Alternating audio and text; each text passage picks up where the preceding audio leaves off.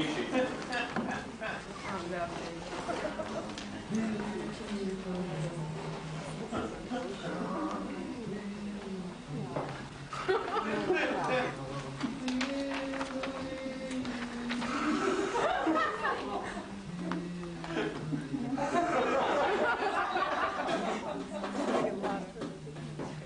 The war between the states.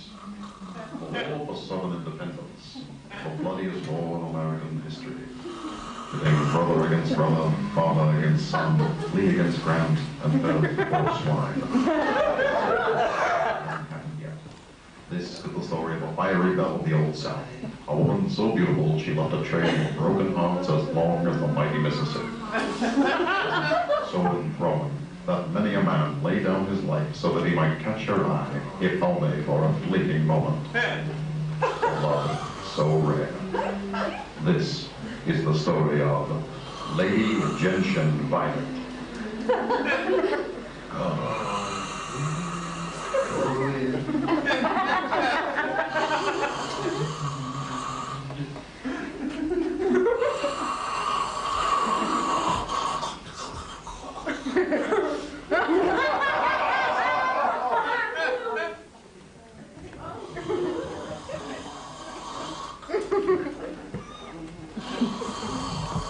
Excuse me. There's a gentleman here to call me.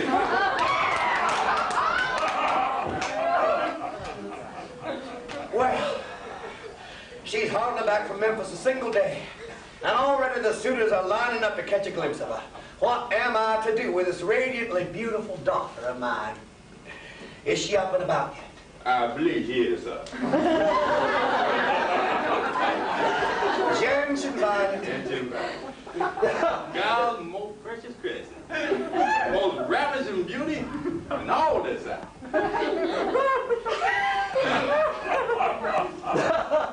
Did the gentleman leave his name? It's Mr. Winthrop, sir. The man from the bank. The impudence! The brazen audacity of that scoundrel!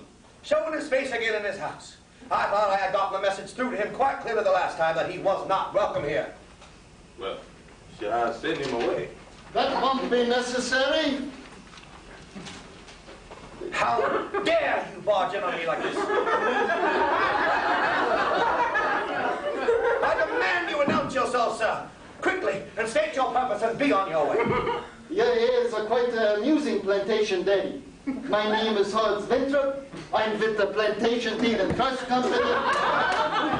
You know very well what my purpose is. Get out of my house. Get out of my house this very minute. Your house, sir. This is hardly your house or your plantation anymore, for that matter, need I remind you. Or has our little discussion of last week been so quickly forgotten? I'm sure I don't know what little discussion you might be referring to. Let me refresh your memory. I have the deed to the plantation right here in my pocket. And the contract you signed with us stipulates that if you fall behind more than a year in your mortgage payments, the property reverts back to the bank.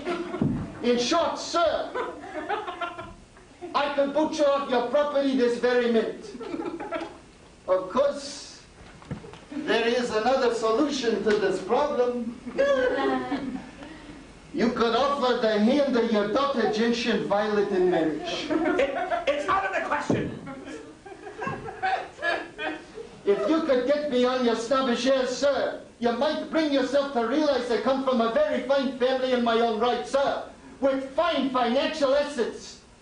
A fine family, sir. Ha! I know a Yankee carpetbagger when I see one. It may be true that the bank I work for is headquartered north of the Mason-Dixon line, sir. But I come from a southern stock, born and bred. You are a traitor to the Southern cause. Walking in here and trying to bully me off my rightful land, and you have that taint of a Yankee about you. These airs and affectations of yours are becoming quite amusing and annoying, sir. I love your daughter, and would treat her with every respect and courtesy, sir. And she has evinced more than a pissing interest in me. Pass engrossing interest, perhaps. But I can assure you she is not in love with you. If we were to marry, sure, I could assume some of your financial obligations, and you could continue to live in the manner and style in which you've been accustomed. I refuse to succumb to bribery, sir. To retain my rightful land, and I would never consider bartering my daughter to satisfy your demands.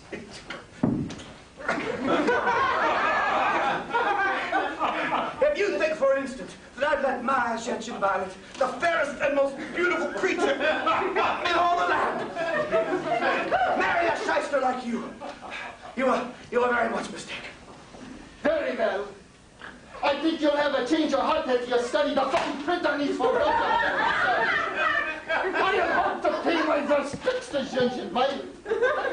But in light of the circumstances, sir, I think I shall be on my way. Good morning, sir. That scallywag. Coming in here like this and sending me papers in my living room of my own home. The very audacity. Jefferson! Jefferson! Jefferson!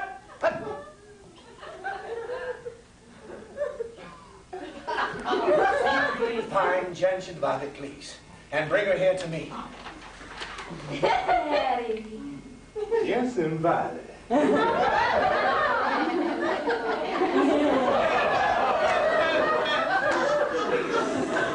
Gentian Violet, you look more beautiful, more lovely than ever. Oh, Daddy, you say such things. You are such a beauty, Gentian Violet, that it is sometimes impossible to believe this withered old daddy of yours was somehow responsible for bringing such a splendid creature into this world. Come here and let your daddy bask in your loveliness. Oh, Daddy, now stop it. Can't you see my face is going absolutely crimson with embarrassment? Come over here to the sofa and sit down on your daddy's knee and tell me all about your trip to Memphis. Oh, Daddy, Memphis is such an exciting place. And you are a very exciting woman, Gentian Violet. Of course, the men just simply flock to me, frothing with I desire. haven't yet seen a man who could resist your charms. Tell your daddy more about Memphis. You should have seen the shops and the stores, Daddy. You really should have. Oh, the clothes the ladies wore. Oh, Daddy, I should so like to move to Memphis someday. Now, indeed, you do seem to have taken a liking to the place. This is your third trip up there in so many months. You aren't keeping a secret beau up there. Now, you tell the truth to your daddy. Now, Daddy, you know I don't go keeping secrets from you. Yes, and I do not leave men on. That is, of course, a woman's prerogative. As it is a man's prerogative to desire you madly. Sweet, shapely creature that you are. Shame on you. I swore to your mama before she went to her great reward that I would look after you. Still, there does come a time when we must consider finding an appropriate match for you. I mean, I am not getting any younger, and it is all I can do to keep up with this unremitting stream of male callers who are just dying to get their hands on you. Oh, Daddy, how could you ever even consider giving me away so cheaply? I never said I'd give you away cheaply. What you're saying is that you want me to marry that awful man at the bank. Gracious, you are not as naive as I thought. There's another side to Gentian Violet, is that it? Quite another side when there needs to be. So what about this Horace Winthrop? You've seen him? He is eager to marry you. Oh, Daddy, he is simply a horrible man. Horrible, I quite agree. But financially, well equipped. Would you let your poor, innocent little girl fall into the clumsy hands of that boring, nauseous Horace Winthrop just because of a bunch of money? I'm afraid we have no other choice than to find a husband for you. And someone with considerable financial means. He doesn't have to be that Claude Winthrop. But indeed, you're going to have to make up your mind on someone and get around to it soon.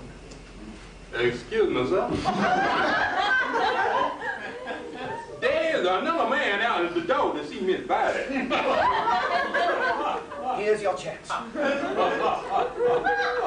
Does he seem respectable? Beg your pardon, sir? Your impression of the man who is calling on Miss Violet.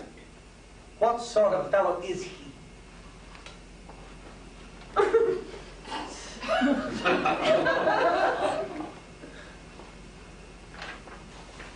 He has beady eyes.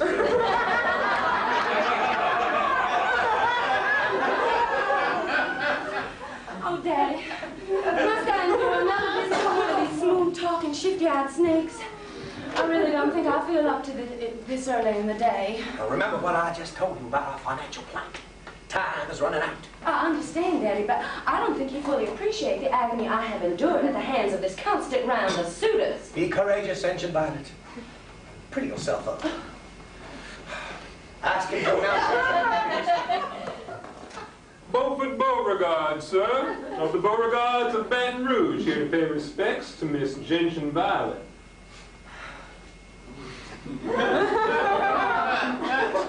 Ah, this must be Miss Violet. What a rare and lovely flower. A pleasure and a charm, Miss Violet.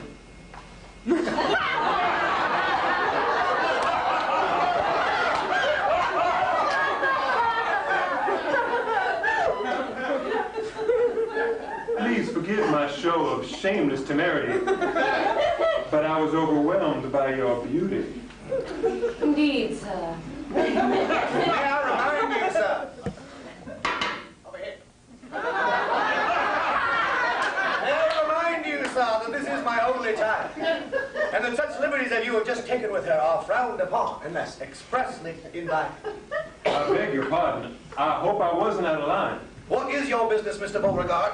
By which I mean, how does your family derive its income? We are in the shipping business, sir. And what just exactly is it that you ship?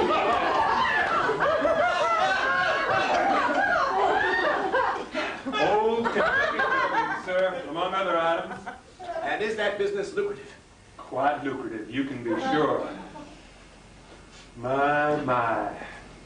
But Miss Violet is truly a thing of beauty.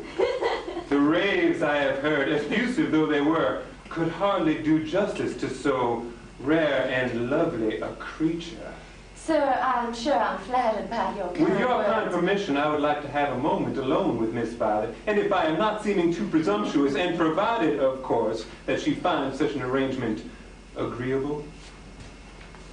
Well, it is not my policy to leave Gentian Violet unchaperoned, sir, until I have made thorough acquaintance of a prospective suitor. However, she is certainly old enough to fend for herself. But I must warn you, you had better be on your good behavior while I'm out of the room.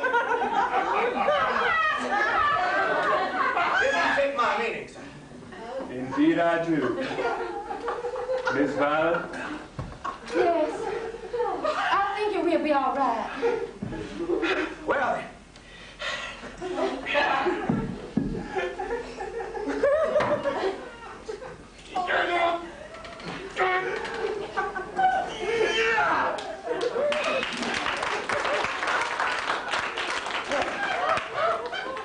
Well then, I will leave you two to your discussions. If this gentleman tries anything untoward, you just holler out.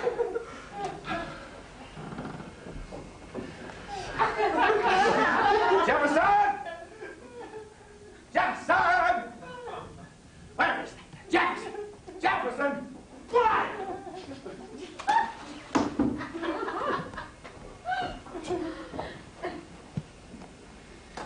Beaufort Beauregard, how dare you follow me back here from Memphis? I couldn't help myself. I'm in love with you, Gentian Violet. I think you must be suffering from some kind of swamp fever or delirium.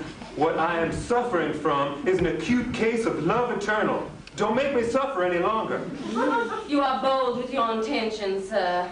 I love you, Gentian Violet, and I can make you happy. You hardly know me. I know that you are beautiful, more beautiful than any woman I have ever seen. And behind your cunning manipulations, I know there beats a heart of gold for the lucky man who can win it. Do you fancy yourself lucky, sir? Oh, Gentian Violet, let me take you in my arms and hold you. Need I remind you that you are in my house? House or no house, can't you see that I am in love with you? And can't you see that my love is not something to be parceled out or given lightly?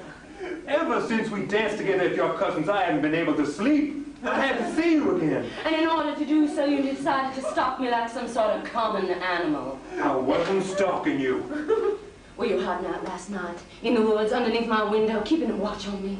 If I was, would that be such a crime? Oh, I don't know. You cared for me. You said so in Memphis. Oh, Beaufort, of course I care for you.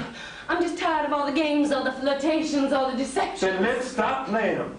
I love you, and I want you to marry me. Beaufort, I think we should sit down for a moment. I have something to say to you. I'm scared, Beaufort. Oh, darling. Oh, Beaufort, kiss me.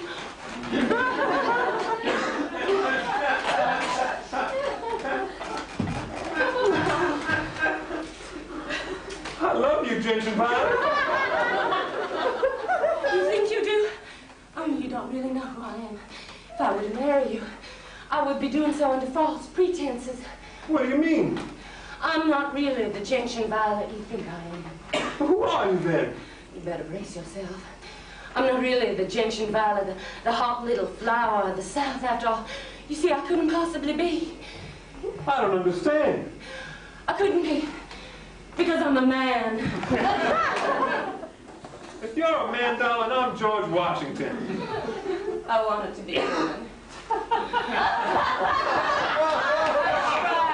tried to be a woman. All these years I have deceived Daddy into thinking that I was. But the irrefutable fact was I was born a man. I don't believe you. Why do you think I went back to Memphis? You went there to have a good time, to drive the men crazy, didn't you? No, there's a clinic in Memphis where they perform strange operations. Underneath, I've always been a man. I thought they could fix it so that I would be a woman, but it didn't work. I can't fool myself. I'm still a man.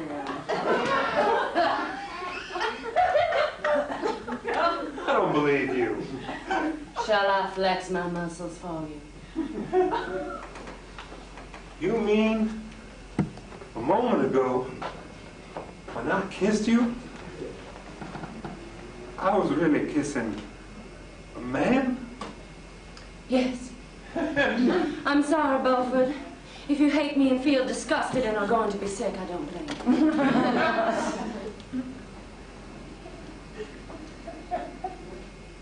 I liked it.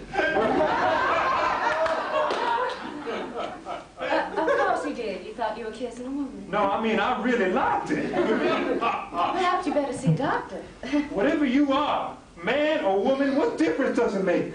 When we held each other and kissed, I was sexually aroused. So what do I care whether you're a man or not? You better listen closer to what you are saying, Beaufort. I love you, okay? Animal, vegetable, or mineral. If you love me and have feelings for me, let's go away together and get married.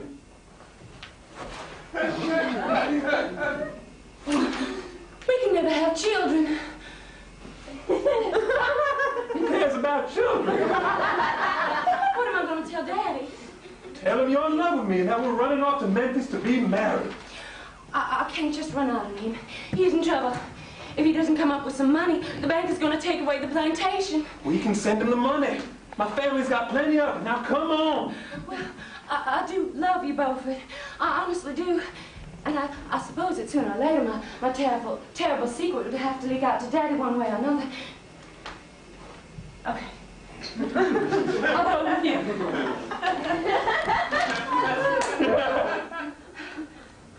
Oh, wait a minute. I'll have to leave a note at least for Daddy explaining everything. I'm right-handed.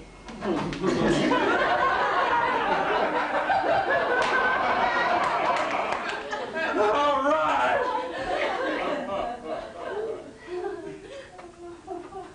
Scene 2.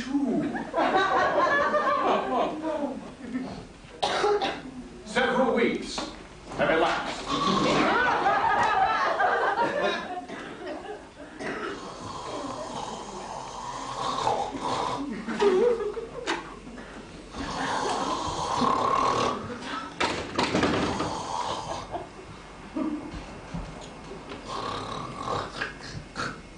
Sir?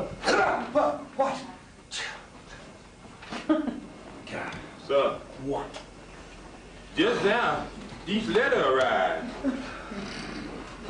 What? Well, this letter, it came by messenger. It's from Miss Violet.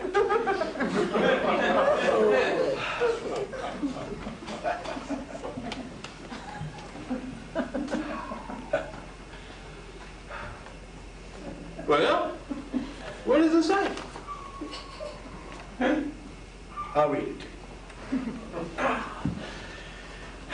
Dearest Daddy, first and foremost, I want you to know that I am happy and that Beaufort is taking very good care of me.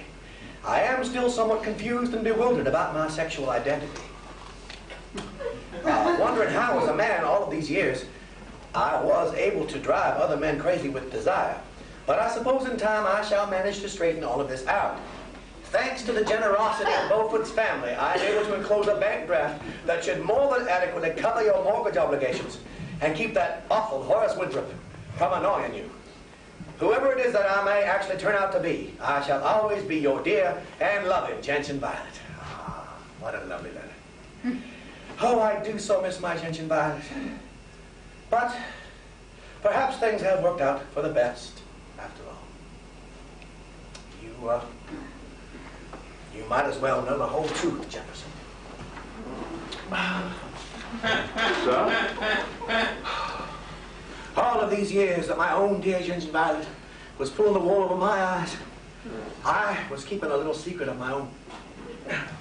Prepare yourself for a bit of a shock. You see, come to tell, I'm not really Gentian Violet's daddy at all. Sir? No. You see, I am actually her mommy.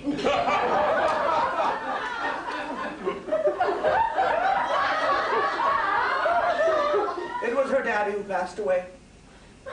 When she was only a child, I couldn't bear the thought of her growing up without a father, so I altered my appearance and adopted all the mannerisms of her daddy. I am actually plantation mommy. Which reminds me, it's getting a little chilly in here. Jefferson, could you bring me my shawl and my knitting needles? Your knitting needles, sir? Oh, don't be so old-fashioned, Jefferson. What difference does it make whether I'm Gentian Violet's mommy or Gentian Violet's daddy? I'm still the same person you've been loyal to all these years. Now go and get my things. And take off that silly coat.